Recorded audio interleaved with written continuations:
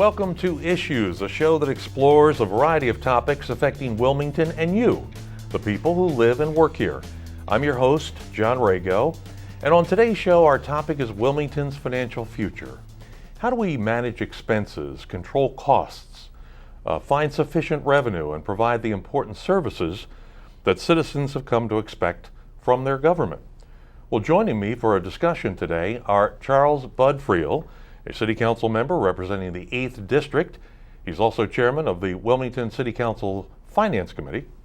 Fred Sears, president and CEO of the Delaware Community Foundation, and also chair of the Wilmington Economic and Financial Advisory Council, and a former City Council member and City Council Finance Committee chair.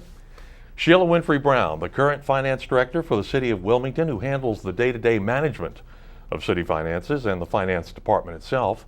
And Henry Supinski, who is the elected treasurer for the City of Wilmington, and as such is the manager and the custodian of funds that are on deposit in various operating accounts. So we want to thank you so much for being with us here today. Let me start with a question. Is Wilmington a fiscally sound city in this year of 2014? Can I start? Just go ahead, bud. I believe we are. I believe we're in a lot better shape than a lot of cities throughout the country. We have a balanced budget. We do have reserve funds, some that are difficult to touch. They have to be approved by council. The request made by the mayor. We do have surpluses beyond that. So I think we are fiscally sound, but we have, like any city, numerous challenges ahead of us as we move down the road. Sheila Winfrey-Brown, you're there day to day in the trenches, collecting the revenue. The revenue's coming in okay, I would assume, and you think we're in pretty good shape? I think we're in very good shape. The revenues are coming in. We do have, we've initiated a collections task force to bring in additional cash. That was started in July 13. And so far through August 14, we've collected $3.1 million in outstanding utility bills, property taxes that were due to the City of Wilmington. We've started that collection process, rebooted it because we took a little bit of time off during the summer getting ready for the audit, and we've rebooted that, and so we're looking to our target goal between now and June 30th of 2015 is to collect another $7 million, so we're anticipating that we should have a total of $10 million collected in outstanding property taxes and utility billings. That's over and above what our normal delinquent accounts division does. So that was the initiation by the mayor, one of the mayor's initiatives. So we're excited about the work that has been done and even more excited about the work that's going to be done. We're adding one position to our billing area, that's on the water side. And we've added some positions in our accounting side so that we can ensure that we're accounting for all of the revenues and the expenditures of the city correctly. So we're appreciative of the approvals from City Council during this past budget process for the additional staff, but we're also looking at ways where we can reduce our expenditures. And one of the initiatives of the mayor is a fiscal responsibility team. That's one of the objectives for the directors. I am the chair of that particular team, so we're looking at ways in which we can reduce our expenditures. We're going to start that process rolling out to the other directors in the month of October, and we're very excited about that initiative as well. Well, that's good. Okay, well, City Council and the administration will be on the same wavelength there in terms of needing to control expenses, because that subject has already come up. John, I think, obviously you talk about revenues, you talk about the city's fiscal condition. Clearly the bond rating we just received, thanks to Henry and the whole team, points out that I think we are in pretty good, we actually got a raised bond rating, the AA, and it's fantastic, really, a city of our size with some of the issues facing us. But the revenue side, what they've done in the collection side on the wage tax and the delinquent property taxes is so important. You just can't let that go. I literally, when I first became finance director, when I had Sheila's job in 1974, came out with a headline, I actually still save it, believe it or not, in the newspaper. Finance director says he's just scratching the surface trying to collect delinquent property taxes.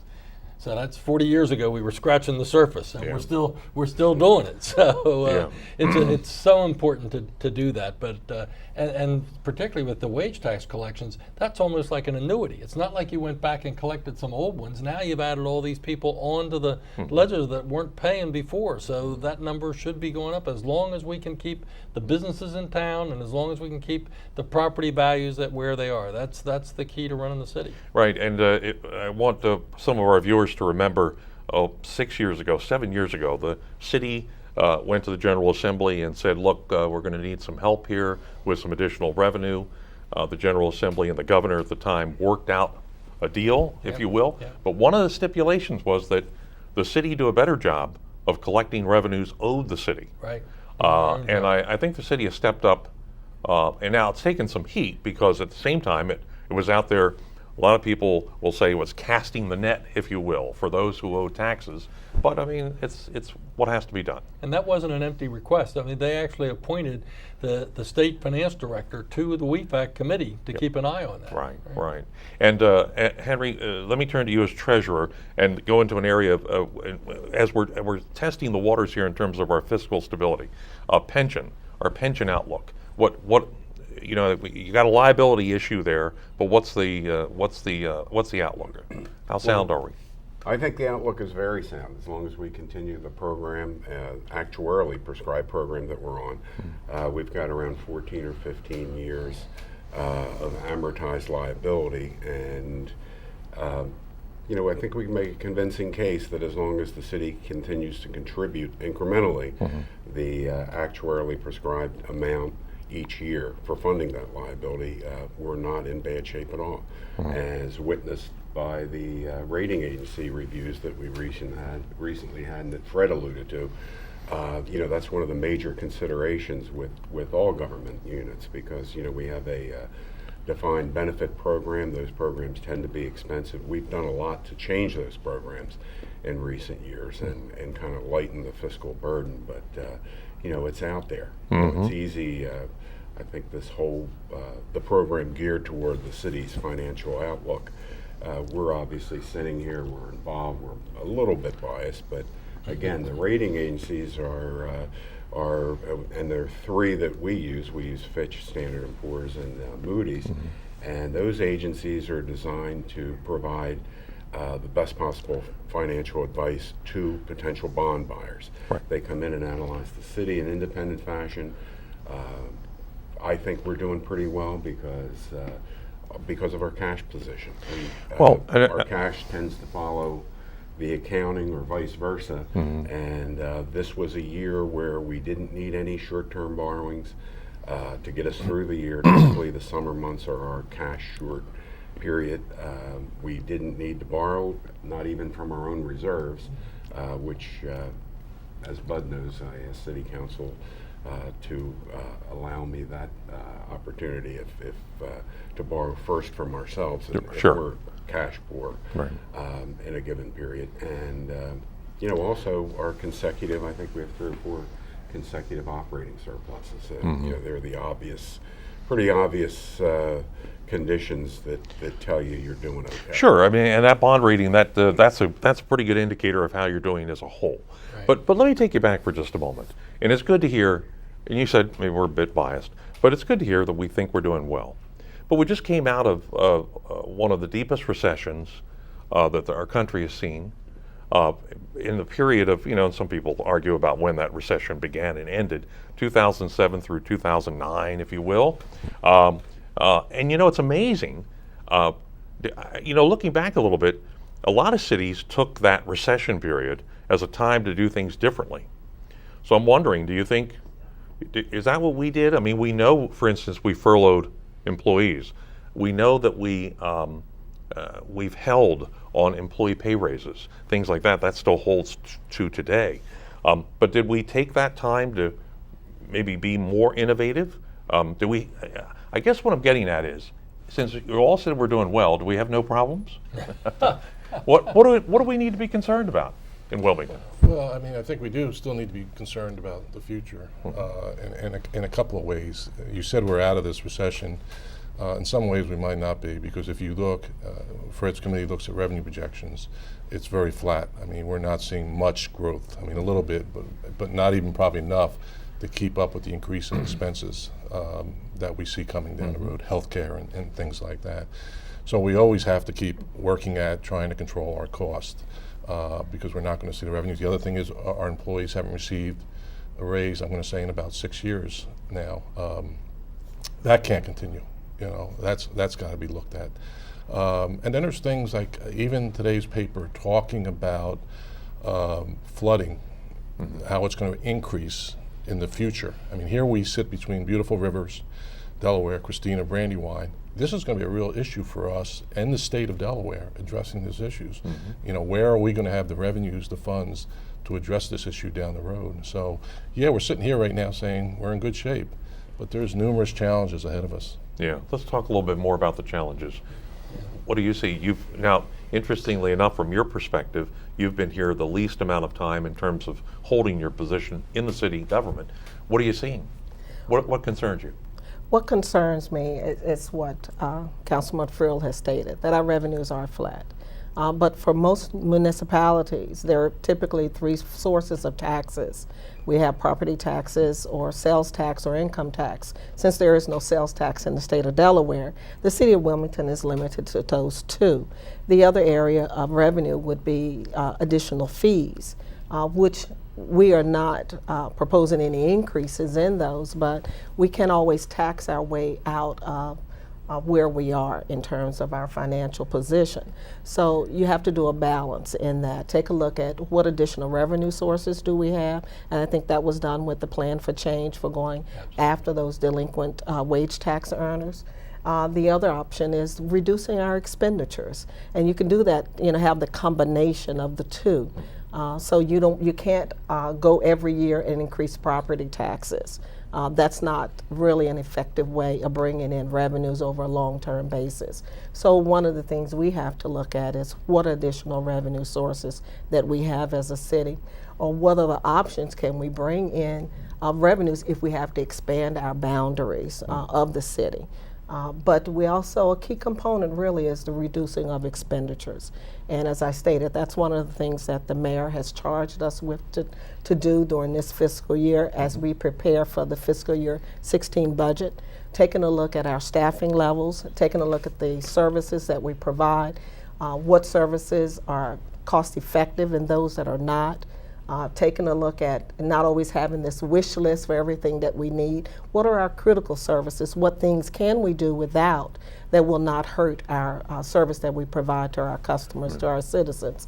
So it has to be the combination of both, not just always increasing revenues by taxing, but also looking at how we can be responsible in our expenditures. And I think council and the administration are on the same page in that regard. Well, and I think so. And look, Fred Sears, in addition to his wonderful background and coming on this program today to represent even the private sector where he has spent some time, also heads up this WEFAC, Wilmington Economic and Financial Advisory Council. So that's got to be what the legislative and executive branches are expressing right now. It's got to be good news to your ears. Yeah, sure, absolutely. But the concern from WEFAC is not just how much money is coming in. The collections are wonderful, but are those sources going to be there for the future? Are those sources going to expand for the future?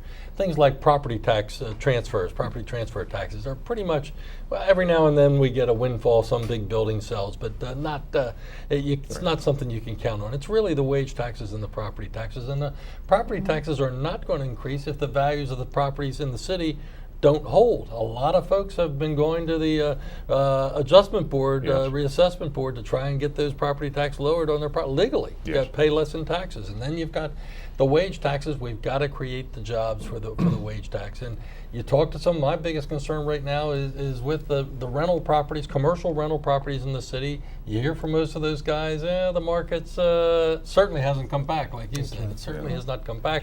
Hopefully it's holding its own. There was one office building I know that just sold that there's talk that they're going to tear it down for flat parking. Well, that's that certainly doesn't produce wage tax revenue, and so it's a concern. Yeah, and remember the days of, interestingly enough, of actually getting some return on our getting some Investment. on our savings, our investments.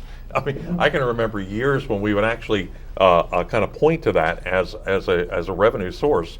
Now it's a pittance.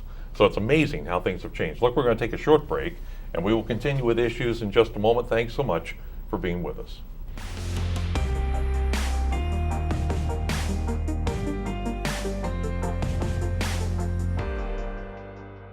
And we continue with issues. Again, thanks so much for being with us here at TV 22. And we have a distinguished panel with us today talking about Wilmington's financial future. You know, Wilmington has an operating budget of about $150 million and water sewer budget of about $70 million. We also have some constraints that we just can't do much about. We cannot annex land. We can't grow our city. Our tax dollars really fund what are called direct services here in Wilmington. And I want this program to also be a little bit of a primer, if you will, for our residents, because our residents just hear, we want to raise your taxes. They don't hear much beyond that. I mean, this government funds things like police, fire, making sure you have clean drinking water, that wastewater can be taken away, and so on and so forth. We don't have schools, we don't have prisons, we don't have social services and things like that. But yet we're still struggling. We're a city that's, thank goodness, financially sound at the moment, but we still have concerns out there. And let's go back to some of those concerns. And can we do it all in the legislative and executive process here? You've outlined earlier in the program what needs to be done, cutting expenses and so on. Is Fred? No, we have to use the whole city and the whole team to develop also the benefits to attract businesses into the community, to attract folks to buy some of the older properties and fix them up. And that means, because I'm hearing it from the business community, that means that when they come in for permits and approvals for their projects, that there's relatively fast action on those to get those things done. When you've got people who actually want to spend money and develop property, and which ultimately results in more tax in your city, you want to welcome them and say, how can we help? Exactly. And not to say that we're putting up roadblocks or hurdles, but when we're looking at cutting expenses, and sometimes you cut a staff person, and that staff person ultimately ends up not being able, like in the finance department, to collect the taxes that would easily pay for them and somebody else. It's a real fine balancing act. It really is, because you just said, again, you use the example of cutting someone that then you're talking about constituent services, whether it's to business or citizens and so on. And then the other pressure is, well, no, we've got to cut the size of the government. So it really is a balancing act. You mentioned, and let's talk about this a little bit. We can grow our city in a variety of ways. We can welcome new people into our city. We can create new communities through different housing programs and so on. We can encourage businesses that are already here to expand, bring in new businesses and so on. But isn't it strange how things kind of shut down for such a long time? We kind of went into we were trying to get through the recession. Can we bring it all back? Will things ever be the way they were? Well, I'm not sure. I understand what you mean when you say the way they were. Well, the way they were. What I mean is, I think, John, if you look around the city, you see a lot of positive signs. Look at the riverfront. They're still building condos down there. You still have businesses moving in there. There's work going on in Market Street. If you move around some of the neighborhoods, you will see houses being rehabbed. There are new housing. The housing partnership continues to work. They got a big initiative going on the east side. So, I mean, there's a number of positives out there for the city that, we've gotten through the recession in some ways, and we are still moving forward. But to kind of piggyback on what Fred said, like any business, any private business, you have to take a step back and look at how you conduct your business and how can we improve. And I think we have to do that all the time. How can we improve the way we offer services to the city of Wilmington? I'm working with the Public Works Department and other departments right now, which is not a glitzy subject, but on how we handle trash and how we dispose of trash. That's all part of people's taxes, and it's a big budget item for the city of Wilmington. Is there a better way to do that? Is there a more cost-efficient way of doing that? These are things that we have to constantly be looking at to try to increase revenues on one end, but control costs on the other end. May I just, for just a moment, and if it's not what you're referring to, I just want to make sure people understand that right now, if you put out trash or recycling, that's part of the taxes you pay. Right. But I think many cities are looking at a limit on what you can put at the curb, Exactly trash right. or recycling. And then beyond that limit, beyond what your taxes pay for, where they're looking at citizens paying on top of that. No And- limit on recycling. Correct. We want you to recycle Yes, as much as possible, right. but there But on could the be a trash limit on side. the amount of trash you put in. Yeah, that's real interesting. One other thing that Fred Sears mentioned, and let me go to the business development end of things for just a moment. The amount of vacant space, commercial space that exists in our city now, it is a concern. And at the same time, there was a recent gathering in Wilmington where folks were talking about kind of repurposing this space. What should city government be doing along those lines to help with something? I think back to, for instance, incentive packages out of the Economic Development Office. Those incentive packages, for the most part, though, are already for existing businesses that promise to bring in more employees and so on. But I mean, it's a real concern, is it not, Fred, for the vacant space? Sure. The incentive packages we had years ago where they forgave property taxes for 10 years or 5 years, they all paid off.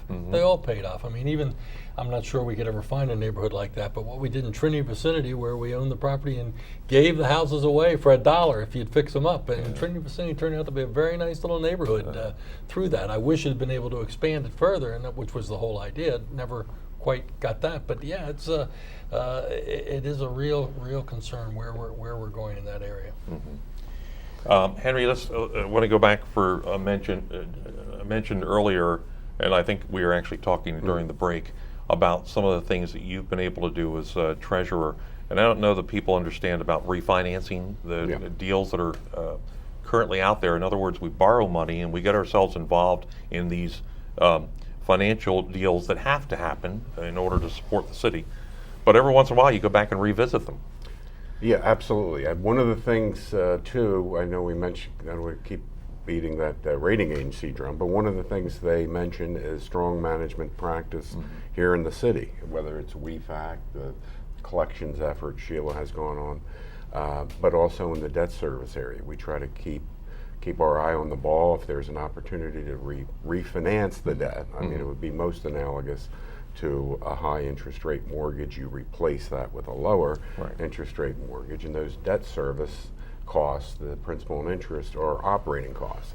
And when we do that, we save the city operating costs. We did, in 2010, we did a major debt restructuring. On the pension side, I mentioned earlier, we've changed a lot of benefits that were extremely expensive. They're still expensive, and most of the changes were prospective, but we made changes not just in the pension area, but the retiree healthcare area. I believe healthcare itself, asking the employees to foot a little bit more of the bill. Most of our programs are reasonable and reasonable to generous, depending on how you look at it. But again, keeping your eye on the ball and making sure that we're doing everything that we're supposed to be doing. Yeah. And I think that's been kind of the city's story over the years. We've been fortunate to have a lot of good managers. Don't remember going back to Fred's time. 74, I